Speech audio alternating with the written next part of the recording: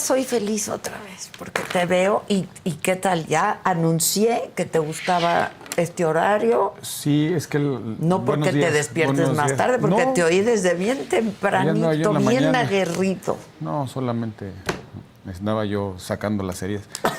No, pero... Pero te gusta este público. Es que te lo juro, Adela, la gente nos dice que este es el horario que le gusta. Las mujeres, sobre todo. No, pero sobre todo porque en la mañana pues, andan más apresurados algunos y algunas Tú en dime llegar. ¿Qué horario quieres? No, y ese ya es tuyo. Germán Martínez dijo que en la mañana, pues ya...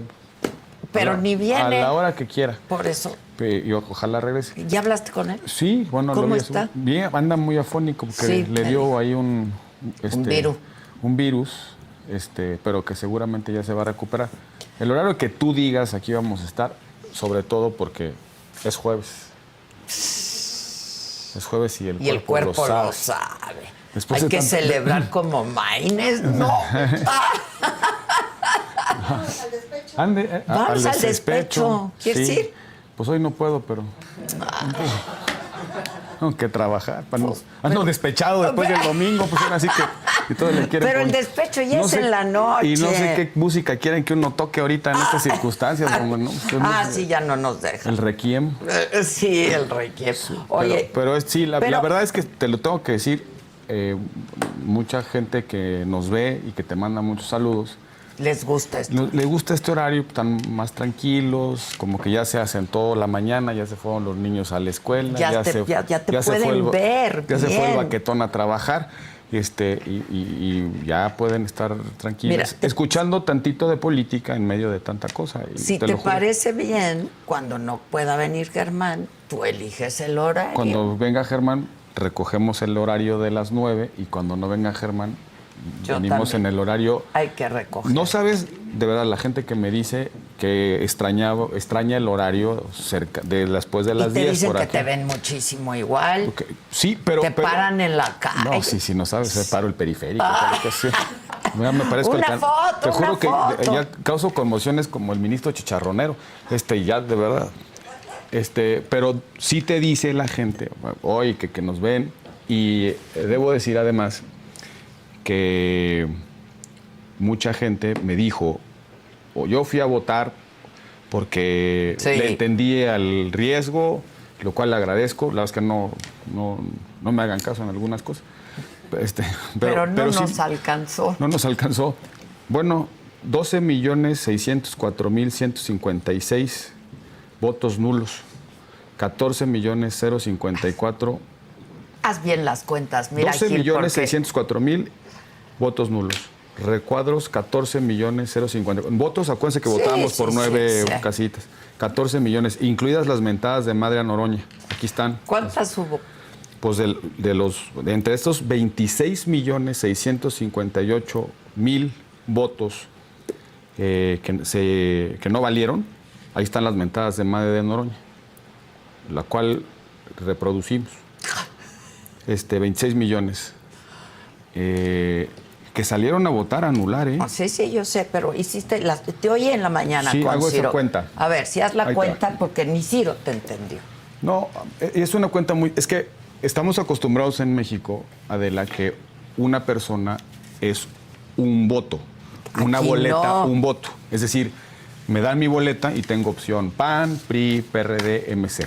Entonces, una persona, una boleta, un voto. Por eso, si hay 12 millones de participación, hay 12 millones de boletas inutilizadas y 12 millones de votos. Por eso, en este caso fueron casi 13 millones de personas. 12,965,000. Ponle 13. 13, sí, 13. Déjamelo entre. 13 para redondear. 13 millones. Y le redondeamos para arriba. De personas. De personas que llegaron. 13 millones de personas a las que le mancharon el dedo. Exacto. Que entregaron su credencial de elector y que en la lista nominal que tienen en la casilla le dicen votó. 13 millones, cerrado. Ya, perfecto. Ahora, esas 13 millones de personas emitieron 116,690,000 votos. 116,690,000 votos. Ok. porque acuérdense, los que fueron a votar me van a entender. Y se van a recordar, les va a hacer sentido lo que voy a decir, pero los que no fueron probablemente no. Como teníamos, esto estoy hablando de la elección de la Corte. Sí. Entonces, las 13 millones de personas tenían hasta 9 votos. De esas 13 millones de personas emitieron 116 millones de votos. ¿Sí? Solo para los ministros. Solo para los ministros. Tomo esa elección porque es la única que ha acabado, ¿eh? Sí, allá. La próxima semana hablaremos de jueces y magistrados porque tengo una hipótesis que podré comprobar, que va a haber jueces y magistrados que van a ganar por muy poquitos votos, porque la gente no se quedó a terminar todo el acordeón. De hecho, no hubo acordeón para jueces y magistrados. Por eso vas a tener un movimiento muy inestable. Por cierto, a los que nos escuchan, sigan la cuenta de un académico muy prestigiado, muy agudo, se llama Javier Aparicio. Está publicando en su cuenta de Twitter, de X, ¿sí? ¿El Kevin? Sí, estuvo con nosotros. Javier Aparicio bueno.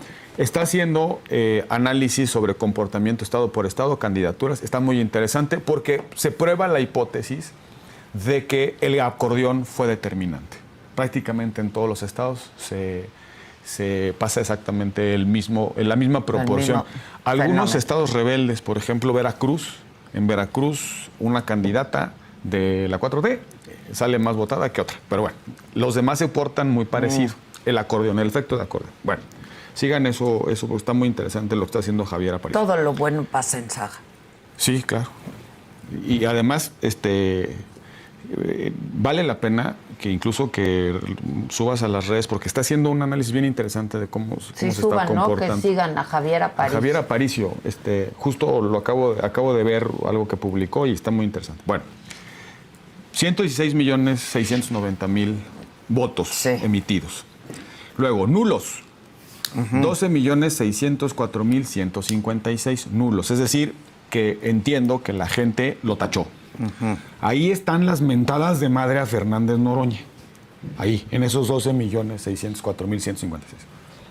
Y luego hay una categoría, que el INE estableció que se llaman recuadros no utilizados. 14.054.073.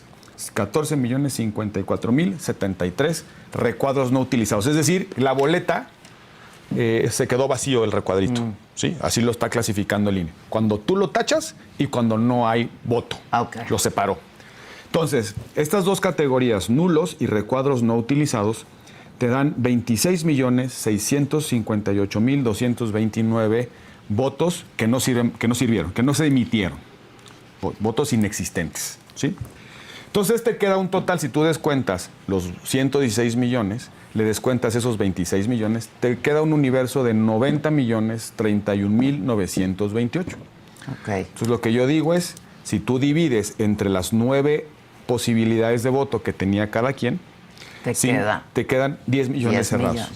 Es decir, esos son los que fueron escrupulosamente a seguir el acordeón. Entonces, de los 12.965.000 que fueron a votar con el acordeón por la Corte, solo 10 millones siguieron la Corte. De ahí construyó la hipótesis de que valen 10 millones, menos de 10 millones. Y esto yo, hoy en la mañana dije los datos conforme al corte anterior. Ahorita venía de camino y actualicé la información. 10 millones como mucho, como mucho. ¿Qué significa esto? Andrés Manuel sacó en la revocación de mandato 16.6 millones.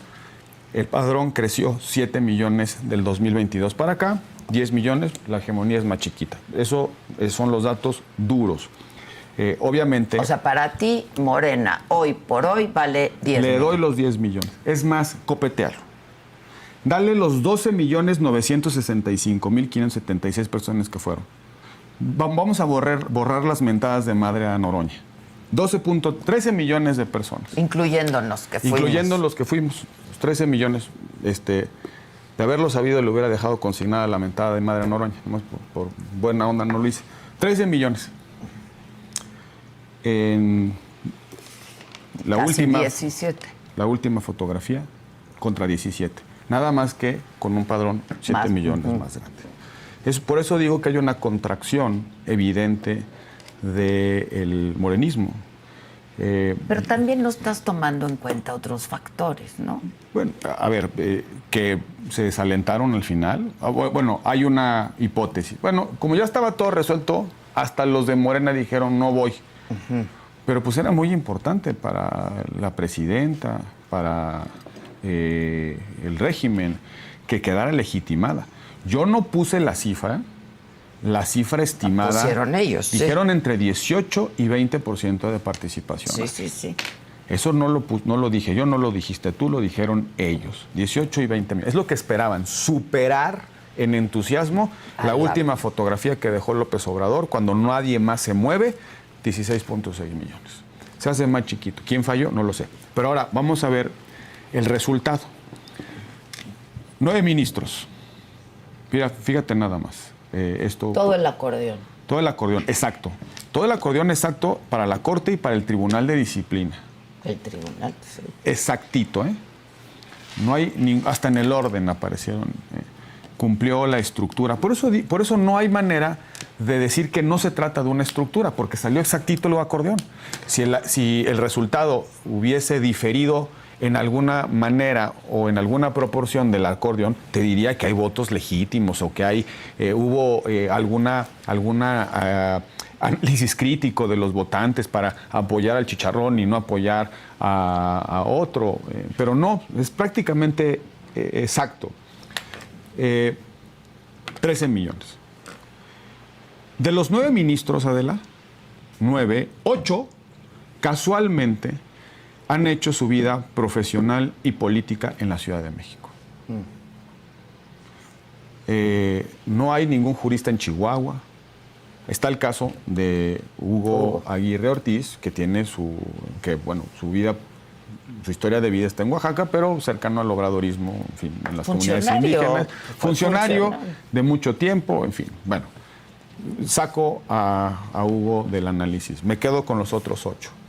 Los 8 que ganaron casualmente tienen trayectoria política y profesional en la Ciudad de México. No hay un solo jurista en Chihuahua, en Nuevo León, en Tlaxcala, en Veracruz, que tuviese las credenciales para poder ser electo. ¿Qué significa eso? Que la cuna del obradorato, que es la Ciudad de México desde hace 30 años, de aquí se alimenta el obradorato, de aquí se financió el obradorato. Ese obradorato, desde la Ciudad de México, instaló la nueva casta judicial.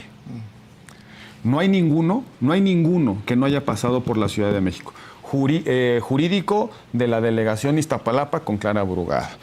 Amigo o amiga personal de la presidenta. Consejera jurídica de Andrés Manuel López Obrador. Funcionarios de los gobiernos, tanto de Andrés en la Ciudad de México como de Claudia Sheinbaum. Ha sido más plástica la intención de la elección judicial. Es escandaloso. Es escandaloso. De verdad, no hay un solo jurista, un solo académico, un solo abogado, un solo juez de carrera, local o federal, en toda la geografía del país. Es decir, la ciudad tiene el peso relativo de prácticamente el 90% de representación de lo que pensamos y somos. Esa distorsión explica la verdadera intención de captura y colonización del Poder Judicial. Y el Tribunal de Disciplina se comporta más o menos igual. Son funcionarios que han trabajado en administraciones de la Ciudad de México, donde ha gobernado desde hace 30 años el obradorismo. Entonces, ya no hay que darle más vueltas. ¿De qué se trató la historia? Pues de poner a esa élite, porque es una élite, en el sentido de la expresión, privilegiados del poder, burócratas del poder en la ciudad, que sacaron a unos funcionarios y para meter a otros. Entonces, eso es. Y casualmente son de la Ciudad de México, que han pasado por la Ciudad de México. Yo destaco otra cosa, Adela. Uno de los grandes perdedores de esta elección, un ingenuo, un iluso, el señor Saldívar. El señor Saldívar renunció hasta las más caras de sus convicciones. se tuvo que desdecir, andaba diciendo, no, yo creo que no es correcto que se elijan los jueces, que es mejor el mérito y que la carrera y tal, y de repente le impusieron la reforma, se puso a escribirla, se puso a justificarla, se puso a defenderla, se puso a poner tweets con Taylor Swift, a hacer todas esas cosas para justificar este mamotreto. Y resulta que no le dejaron pasar a ninguno de los suyos. En el comité de evaluación se sirvió con la cuchara grande. Metió a un chorro, aquí los dije, mira, este es su secretario de estudio y cuenta, este es un juez que estuvo ahí haciendo travesuras en el piso 14 del Consejo de la Judicatura. Todos esos andaban ahí, los protegió, los cuidó, los puso en la boleta. Y sus cuates de la 4T, a ninguno lo ayudaron. Los dejaron abajo del 2% de los votos. Así le pagan a Saldívar su renuncia a la Corte. Renunció a la Corte para acelerar un cambio en la Corte para que llegara una ministra. A él mismo. Renunció a la Corte, le dejó una posición. Hay que recordar a quienes nos escuchan y nos ven, Adela. Lenia Batres llega fuera del calendario de rotación por la renuncia de Saldívar, la renuncia anticipada. A Saldívar le faltaba un año. Y además los ministros, en el viejo modelo que se acaba de sepultar el domingo, los ministros de la Corte solo pueden renunciar por causa grave. La causa grave que motivó la renuncia del señor Saldívar fue de irse de matraquero de la campaña presidencial de Morena. Bueno, le hizo el ridículo, lo indecible, ya no puede caminar por la calle, hasta de casilla se cambió, porque antes votaba en una casilla un poquitito más distinta, pues se fue a meter en unas zonas populares para que los de la 4T lo victoriaran y no lo repudiaran como le pasó en la elección del 2024. Hasta de casilla se cambió. Y resulta que no le respetaron uno solo de sus candidatos. Uno solo, ¿eh? Ahí están en el fondo de la escala de votación. Eso es muy revelador de cómo juegan las facciones dentro de Morena.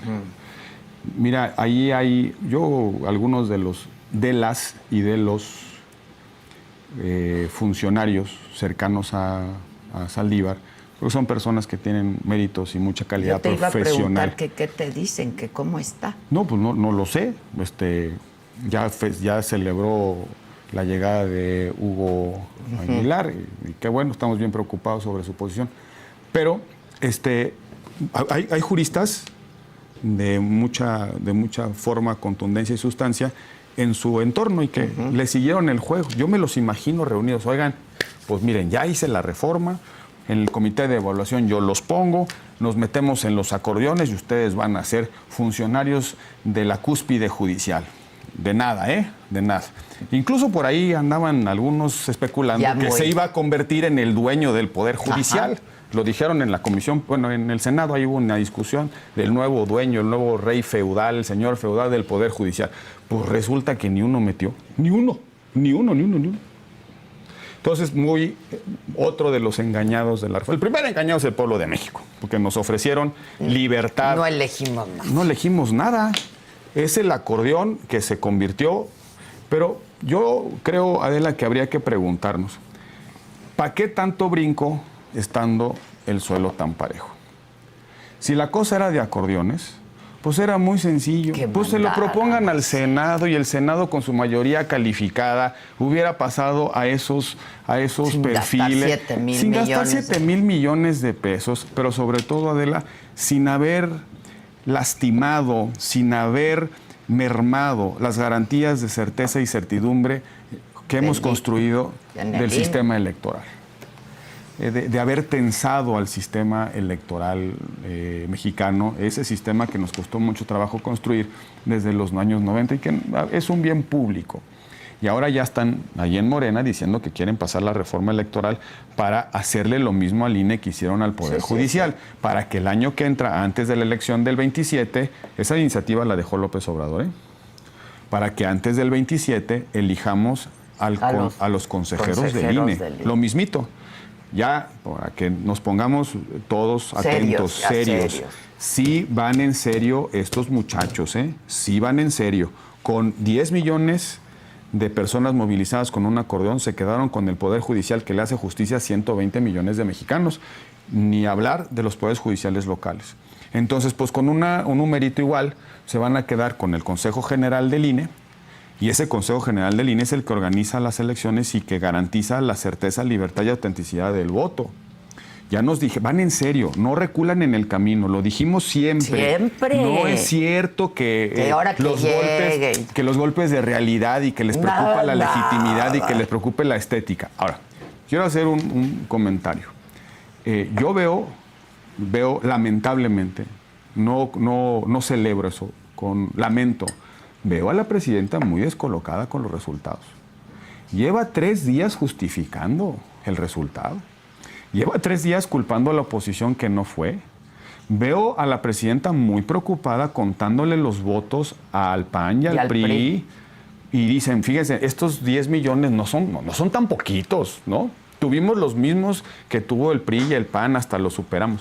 Anda muy preocupada justificando la fotografía del resultado. Es que es muy revelador. Es muy revelador. Son los huesos.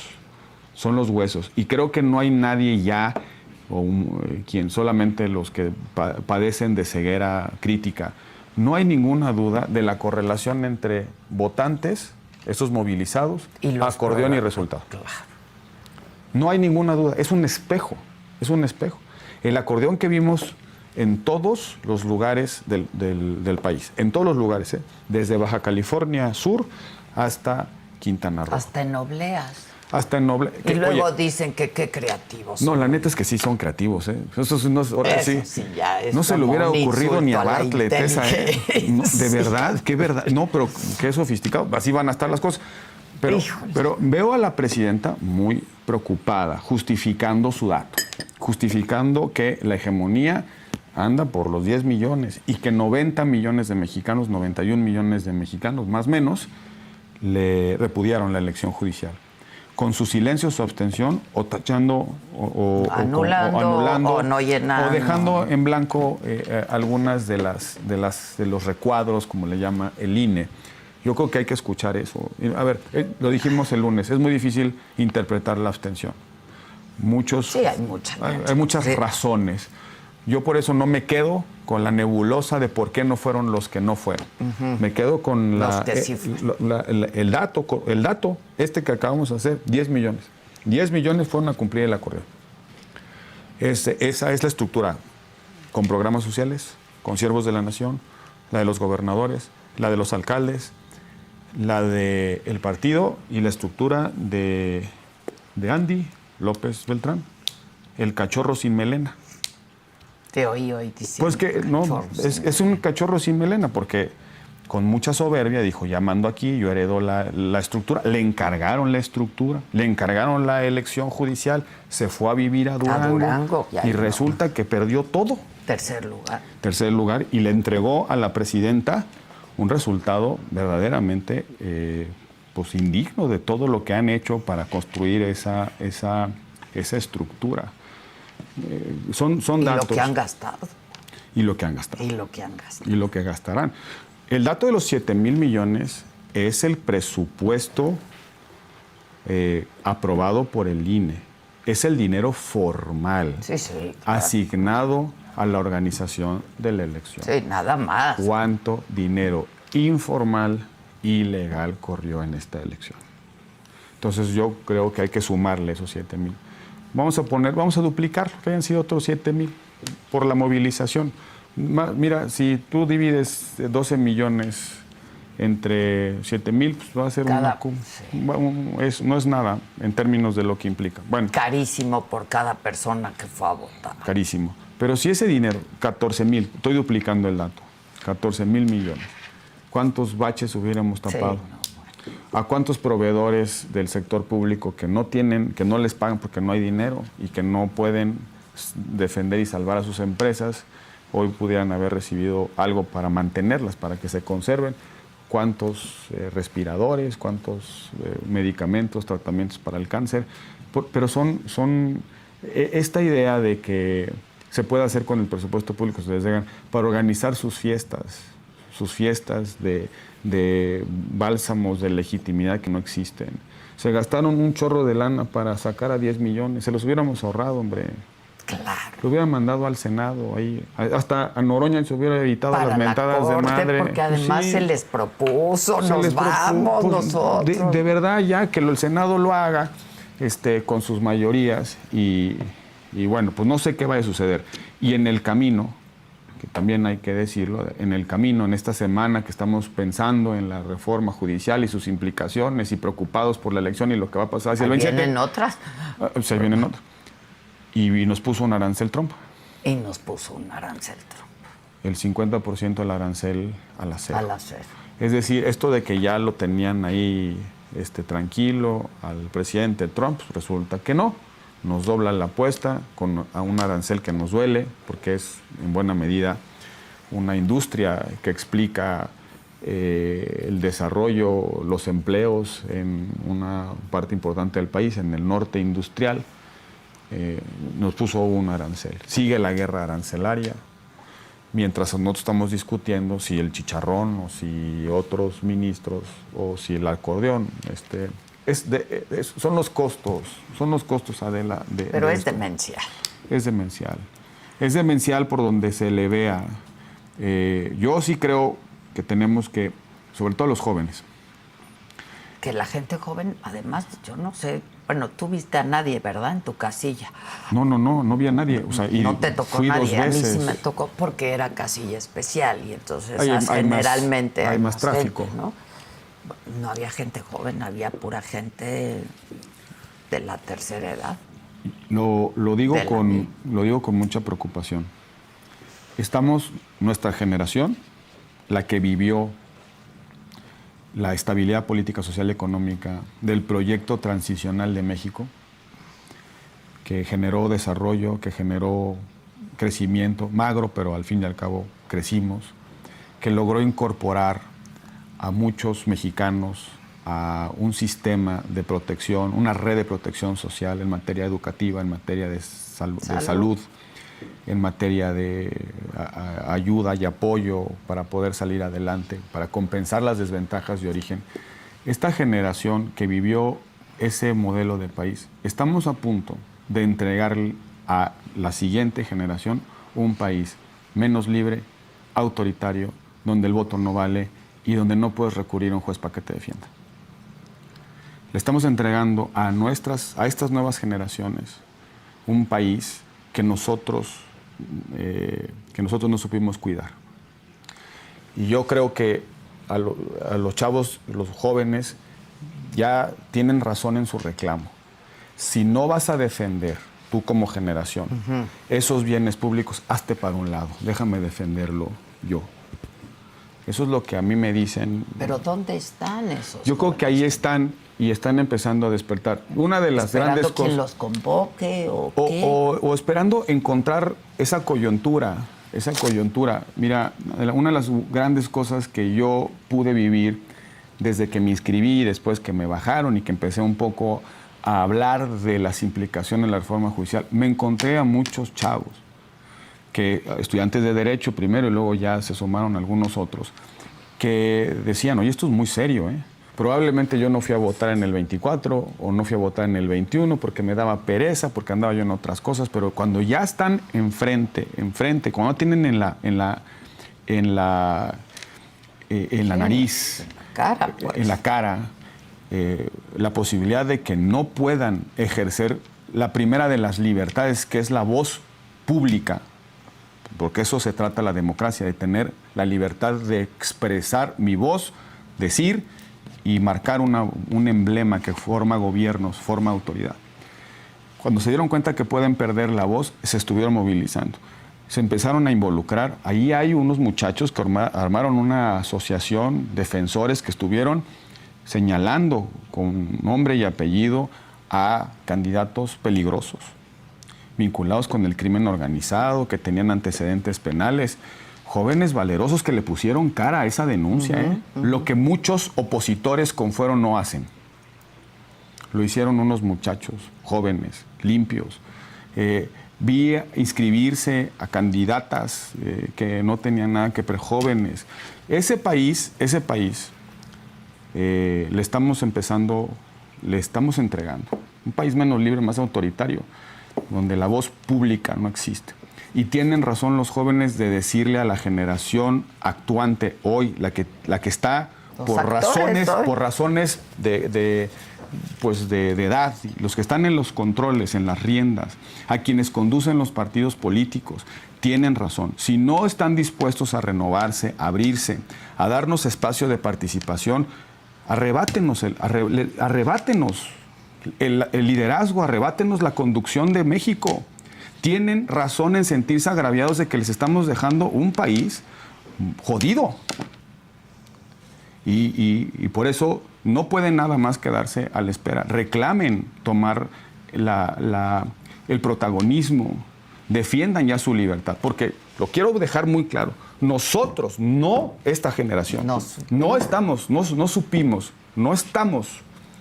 entendiendo que lo que hemos dejado de hacer, nuestras ambivalencias, nuestras ambigüedades, las cobardías, vernos al ombligo, estar solamente pensando en la grilla, la consecuencia inmediata es que la generación que siga no va a tener la posibilidad de vivir en libertad. Y probablemente le tomará a la siguiente generación recuperar lo que se había logrado con el esfuerzo testimonial de muchos mexicanos durante prácticamente la mitad del siglo XX. Creo, Adela, que esa es un poco la reflexión. Ahora veo con optimismo que ya se están empezando a organizar algunos para el 27, que dijeron, a ver, no está tan difícil ganarles, ¿eh? Va a haber jueces, te lo voy a demostrar, que van a ganar por poquitos votos. Muchos van a empezar a decir, pues si yo me organizo desde ahorita, no al cuarto para las 3. Sí, no, claro. Si me organizo desde ahorita y le empiezo a entender al sistema, y si por lo menos evitamos que nos quiten la línea, nos quiten el voto, que nos quiten la credencial del elector, que regresen los votos de los muertos, que cuenten en lo oscurito, si evitamos que eso suceda, es posible poder defender al Poder Judicial desde dentro, pero no solamente eso, a lo mejor defender otros espacios institucionales de la República. Ese es para mí. Recuperar los que ya se perdieron. Y los que ya se perdieron. Los que ya se perdieron. ¿Qué se perdió? 74% de representación artificial en el Congreso. ¿Qué se perdió? El Poder Judicial, por lo menos la mitad, federal y el local. ¿Qué se perdió? Órganos independientes que garantizan la transparencia. Pedirle la información. Sí, ya no existe. Ya no existe todo eso, ya no existe. No exageramos, no existe. No es cierto que es un cambio solamente de adscripción para abaratar. No es cierto, no es cierto. Se quedaron ya con la transparencia, se quedaron con nuestro derecho a poder exigirle al gobierno que nos diga qué hace con nuestro dinero, qué hace con las decisiones que toma por cuenta y a nombre de nosotros. Estamos dejándoles un país más precario, lleno de corrupción, con mucha violencia. Es que estos actores también son muy chiquitos. Y déjame asumir el plural inclusivo. Sí. Nosotros estamos quedando de ver. Yo formo parte de un partido político. Me incorporé a un partido político en la lógica, con la intención, la motivación de que mi militancia fuera una forma para cambiar la realidad, para dejarle a otros, a mis prójimos, una mejor condición de vida. Para eso me metí, le estamos quedando de ver. Y yo creo que tenemos que hacer una reflexión interna. Las elecciones son solo una parte de lo que hacen los partidos políticos. Sí, claro, pero ya la reflexión, ¿cuánto tiempo o cuántas demostraciones necesitan? ¿Qué más necesitamos para entender? ¿Qué necesitamos para entender la crisis de representatividad de los partidos políticos? La crisis existencial. No se mueve la aguja. Valen lo mismo desde hace 15 años. Y a la baja se les suben sus negativos y cada vez más los jóvenes se alejan de la política. Se alejan de la política. No quieren saber nada de la política. Deja tú de los partidos, porque puede haber repudio coyuntural sobre los políticos. No, de la política. Y eso es gravísimo. Gravísimo, porque del otro lado de la política solo hay violencia. La política es la forma civilizada de convivir para no recurrir a la violencia, a la ley del más fuerte. Entonces, cuando se desapegan las generaciones de la política, nos acercamos peligrosamente a esas sociedades que arreglan sus formas asociativas de convivir a punta de A su golpes, manera. a punta de garrotazos. Yo creo, ojalá esta coyuntura se abra.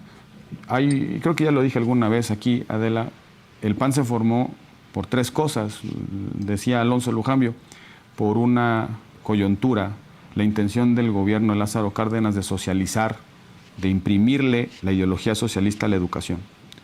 Segundo, por el liderazgo de don Manuel Gómez Morín, rector de la universidad, que defendió la libertad de cátedra, la docencia libre, la autonomía universitaria, el pluralismo ideológico. Y una generación, la de los jóvenes universitarios, que cuando vieron que estaba ese peligro de cancelar otras opciones de pensamiento, se movilizaron y acompañaron a don Manuel en la construcción del PAN. Yo creo que ahora esta coyuntura, la pérdida de libertades, el debilitamiento de las instituciones, la deriva de las instituciones, con una generación que puede reclamar que no le estamos cuidando su herencia, es como aquella persona que tenemos una casita y el papá anda con un mazo destruyendo las paredes. Oye, pues es la casa que me voy a quedar. Es la casa que tú y mi madre formaron juntos y que va a ser el hogar desde el que yo parto mi proyecto de vida. Pues de repente el papá le está dando de mazos a las paredes, destruyendo su herencia, que es el punto de partida. Pues así estamos ahorita, dándole de mazos a las paredes de la herencia, que es el país que le dejamos a las próximas generaciones. Está esa generación que puede reclamar para sí. Solo falta una convocatoria, una convocatoria a defender un fin. Y el fin es muy simple. Voz política. Que tengamos la posibilidad de la voz. Que la presidenta no diga a quién puede hablar y quién debe silenciarse. Ni los oigo ni los veo. Que el señor Noroña no permita que le mentemos la madre. Que haya, que nos calle el ruido de las balas. Que nos silencie las fosas de los desaparecidos. Pero hay una ausencia de liderazgos, Gil. Yo creo, Adela, que hay un proceso crónico de acomodo de quienes tienen la posibilidad del privilegio de servir a su país. Creo que ese es el acomodo. Es un arreglo ahí de estar ahí, así, sin mover mayores cosas, con salvadas excepciones, y las reconozco, gente que está peleando. Pero el común denominador es que el incentivo está a acomodar. El incentivo está a no... ¿Para qué le hacemos? ¿Para qué le movemos? Y muchos piensan que vendrá el cambio de ciclo, que hoy están unos y en algún momento se va a regresar el péndulo, entonces vamos a estar del otro lado de la mesa, ¿no? Probablemente eso funcionó durante cierto tiempo bajo el esquema pluralista de la transición. Yo creo que no. Estos cuates van en serio. Van muy en serio. No van a recular en su propósito de instalar en México un modelo autocrático con fachada democrática, con fachada de elecciones democráticas y de empoderamiento del pueblo. Eso está claro, esa ruta está ahí. Están siguiendo un manual A, B, C, D, E, F. Hay ríos de tinta, derramada, descifrando justamente este modelo de operación. Entonces están siguiendo un patrón. Y aquí no le movamos mucho, vamos a hacer ahí nuestro planteamiento parlamentario. Y a otra cosa mariposa. Adela, ¿hace cuánto mataron en la Ciudad de México a 2 personas muy cercanas a la jefa? Yo ayer justo ayer dije. ¿Te escuché? O sea, ¿qué pasa? ¿Qué te gusta? ¿2, 3 semanas? 3 semanas ya. 3 semanas. Silencio. Silencio. Nadie nos ha dicho quién fue, por qué fue, cuál fue la motivación. ¿Qué podemos esperar los ciudadanos de ese incidente que toca la fibra de la cercanía del poder político? Y no saberlo, pues nos deja en una indefensión. Más allá de la rendición de cuentas de lo que está pasando, nos deja un estado de indefensión. Un silencio sepulcral. Sepulcral, literalmente sepulcral. Y abono a ese silencio sepulcral, que no haya nadie de la oposición que pregunte. ¿Y qué pasó? Yo ayer pregunté, ¿qué pasó? ¿Qué pasó? Creo que es muy reveladora de lo que nos está pasando. Nos está pasando a esta generación. Las generaciones son relevantes en la conformación del régimen, de los regímenes políticos, porque expresan un poco la composición, claro, claro. Regional del pluralismo político ideológico. Esta generación se quedó atrapada en la comodidad de la transición, vinieron los golpes de realidad, de la intención de algunos de apropiarse de la capacidad de decidir de todo y sobre todo, y sobre todos. Y estamos dejándole a los que vienen pues un desmadre, un verdadero desmadre. Yo ya dije que es un cagadero todo. Porque... No me vaya a regañar, Noroña, por usar lenguaje no apropiado. Pero sí, pues sí, ya, la verdad es que sí. No quiero sonar pesimista, pero esta semana, particularmente esta semana. La presidenta, ¿por qué insiste en ello? Porque, a ver, Gil, tus números, muy bien. Ojalá los entiendan tus amigos ahí, ¿no? Y allá. Y todos tus amigos ahí en el PAN y la chingada. Haiga sido como haiga sido, nunca había habido un presidenta tan poderosa como tenemos hoy. Entonces Sí. le salió. No, pues le salió porque, creo que lo dijimos el lunes, es poderosa por la captura de las instituciones. Por eso, pues no porque es poderosa. tenga... Lo que y no demerito que probablemente haya una base social de su movimiento. Lo que yo creo es que es una base social que tiene dos capas. Una capa es esa estructura, que es la identidad fuerte, que no va a cambiar. Y luego, quienes pueden estar convencidos de que la orientación política, económica, social de su gobierno es correcto. Sí. Pero justamente eso es lo que el argumento con el cual construyo la oportunidad de la oposición. Pues tenemos que construir una estructura parecida para poder competir en ese voto, claro, que puede tener una sensibilidad a ciertas orientaciones de la política.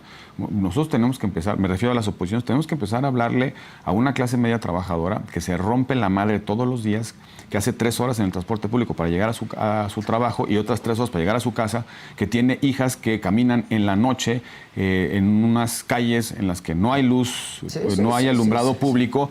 Y que son... Y hay muchos peligros. Y que hay muchos peligros. A esa clase media, insisto, que quiere tener un patrimonio, que quiere que sus hijos vivan mejor, que no espera nada del gobierno. Es más, que paga sus impuestos y no le devuelven nada del gobierno. Sí. Probablemente le den una ayuda, una pensión o un programa social, pero no le dan, el gobierno no le genera las condiciones para que pueda salir adelante por su propio esfuerzo. ¿Y cuáles son las condiciones mínimas? Seguridad, orden, paz pública, una buena educación. Señores, a mi generación, estamos permitiendo que la CENTE tenga secuestrada la educación pública en nuestro país. ¿Quién se está agraviando de eso? ¿Cuánto lleva la CENTE? ¿Cuánto lleva la CENTE? ¿Cuánto lleva ahí la CENTE? El día que le están entregando al Museo de Antropología un premio en un país al que le andamos pidiendo disculpas, ese día que le están entregando el premio Príncipe de Asturias, está permitiendo el gobierno que la CENTE esté colapsando la entrada de ese bellísimo lugar. Entonces, pues eso es justo lo que hay que empezar a pensar, pues hay que empezarlo a decir. Sí, pero es que eso mismo, esa reflexión la oímos después, al día siguiente de la elección, y luego... Es justo eso. Lo reflexionamos. Pero mira, yo todavía, y lo confieso, después de la elección y viendo el perfil de ella, su gabinete, dije, bueno, van a ser distintos a López Obrador. De verdad, creo que aquí lo dije. Cuando analizamos estas cosas, el gabinete, no está mal, hay unos técnicos y hay una generación. No se ve mal, no pinta mal lo que viene ella, más moderada, un tono más tranquilo. Y 2 doritos después, estamos frente a la realidad de que con 10 millones de ciudadanos, con un acordeón, se hicieron de la posibilidad de resolver sobre el patrimonio, sobre la libertad y sobre la vida de los mexicanos, porque eso hace el Poder Judicial. Resuelve el patrimonio cuando nos debemos algo, Claro. un pagaré, o cuando tenemos que desalojar a alguien que se metió indebidamente. Resuelven el patrimonio. La libertad, pues cuando te persigue el Ministerio Público, cuando usan el aparato de procuración de justicia con intereses facciosos, pues el juez es el que te permite, te protege con un amparo para que no te metan a la cárcel. Y la vida, si tengo el acceso a un medicamento a tiempo a través de un amparo, si me dejan sin condena, muriéndome lentamente en una prisión, como muchas mujeres de este país que están en prisión preventiva porque no tienen un abogado, no tienen la oportunidad de que ya le den una audiencia de sentencia para resolver su situación y se mueren lentamente en una cárcel solas. Muchas indígenas, por cierto, presidente de la Corte, muchas indígenas que no tuvieron una defensa adecuada en su momento y que están lentamente muriéndose. También ahí se resuelve la vida.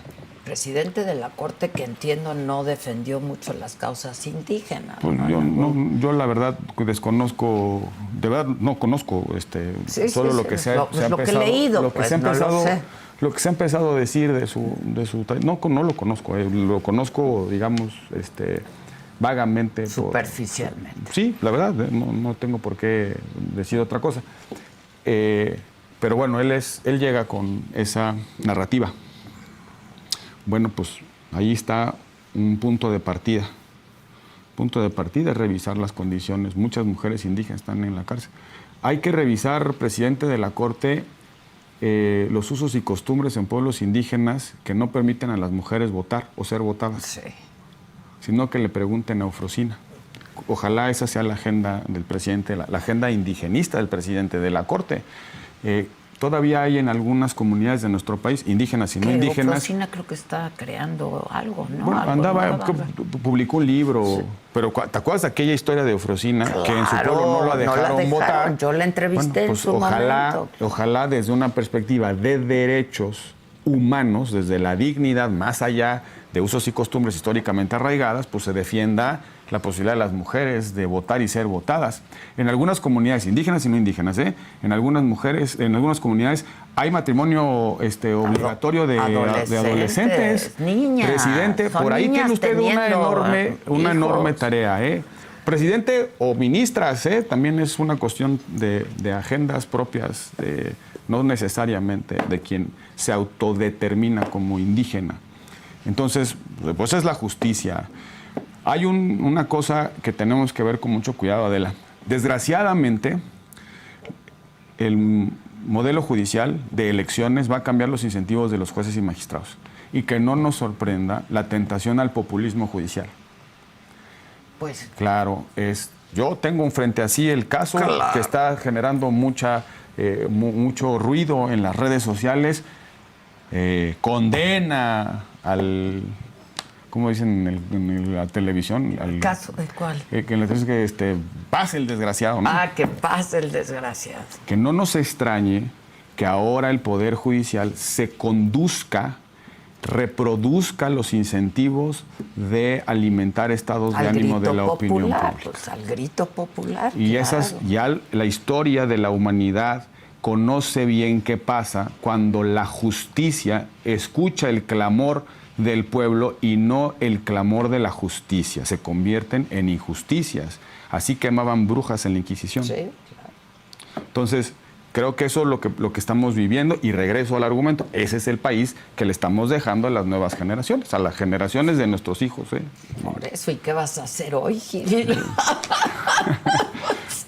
Pensándolo bien, vámonos a la sala de despecho. Claro. Pensándolo bien. No, pues claro, Gil. ¿Estás qué? ¿Estás enojado? ¿Estás indignado? Debo decirlo. El lunes estabas... No, de verdad, no puedo dormir.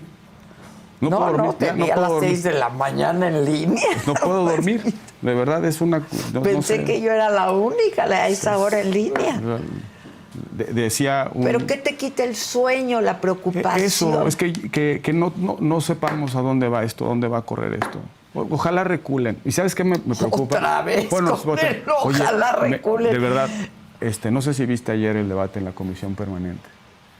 La forma en la que lo defienden, perdónenme, se sienten cargados de razón, con una arrogancia, con una incapacidad crítica de reconocer que esto no va bien. Que borrachos de poder, decía borrachos yo de poder. Ayer. Y acuérdense de aquella frase, los carniceros de hoy son las reses de mañana.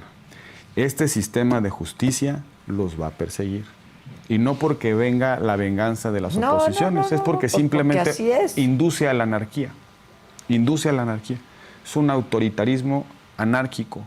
Y en la anarquía todos pueden ser víctimas de las injusticias. Los va a perseguir esto, porque no es razonable desde ningún punto de vista. No es razonable.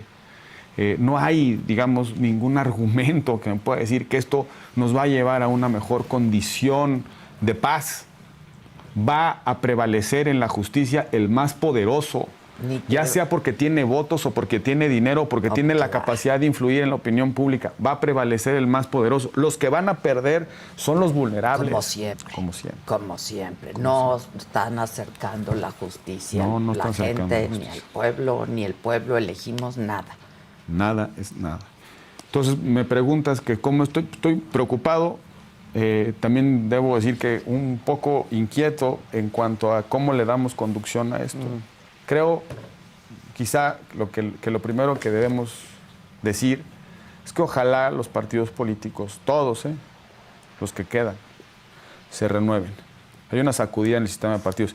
Quien diga que la sacudida del sistema de partidos solo puede ser a partir de una reforma constitucional electoral, nos está mintiendo. Una revolución interna de los partidos, sobre todo para acercarse a los jóvenes, para abrirse, para volver a ser el vehículo de canalización de causas, es una decisión interna. No hay necesidad de ir al Congreso ni pedirle permiso a la señora Claudia Sheinbaum. Lo pueden hacer los partidos.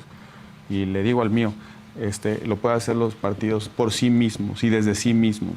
Y ya no hay ningún pretexto y no hay tiempo que perder. Porque esto va en serio. Va muy en serio. Es un camión que avanza y que si en el camino se lleva... Y que nos dijeron que iba a avanzar, ¿eh? Y es que nos engañaron con la verdad, ¿no? Ya váyanle creyendo, A todos, ya vámosle creyendo. Pues sí, claro. Bueno, ya no sé qué más decirte. ¿A qué hora nos vemos en el despecho? Abren temprano, ¿no? Creo que desde las 6. ¿Ya fuiste? Ya fui. ¿A cuál?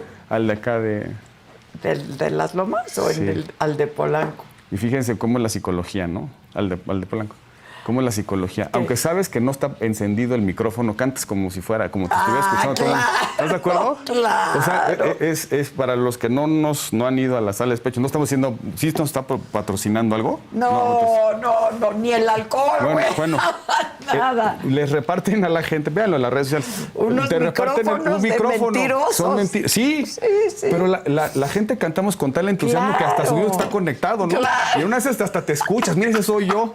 No, de verdad, es una cosa psicológica. Qué buen concepto ese, la neta. Qué buen concepto, porque... Es más, no como en los cantabares esos en los que de repente nos subimos algunos a ser alaridos. A hacer desfiguros. Eso está muy controlado porque sientes que cantas, pero pues no lastimas la audición de nadie, ¿no? Exacto. Sí. Y luego no te aparece el que anda pidiendo José a horas inapropiadas, ¿no? No sé si ahora en el estado de ánimo en el que nos encontramos sí vale la pena, ¿verdad?